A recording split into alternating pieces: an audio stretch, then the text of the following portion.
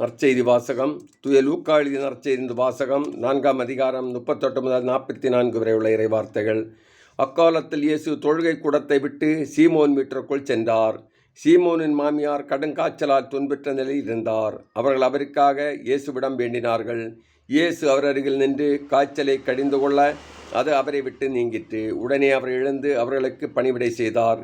கதிரவன் மறையும் நேரத்தில் எல்லாரும் தங்களிடையே பற்பல பிணிகளால் நலம் குன்றி இருந்தோரை அவரிடம் கூட்டி வந்தார்கள். அவர் ஒவ்வொருவர் மேலும் தம் கைகளை வைத்து அவர்களை குணமாக்கினார். பேய்களும் நீர் இறைமகன் என்று கத்திக்கொண்டே பலரிடமிருந்து வெளியேறின. அவர் மெஸ்ஸியா என்று பேய்கள் அறிந்திருந்தபடியால் அவர் அவற்றை அதட்டி பேசவிடாமல் தடுத்தார். பொழுது விடியும் வேளையில் இயேசு தனிமையான ஒரு இடத்திற்கு புறப்பட்டு சென்றார்.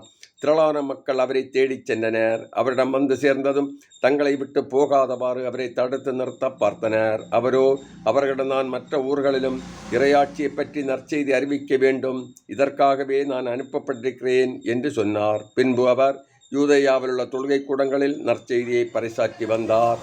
இது கிறிஸ்து வழங்கும் நற்செய்தி. கிறிஸ்துவே உமக்கு புகழ்.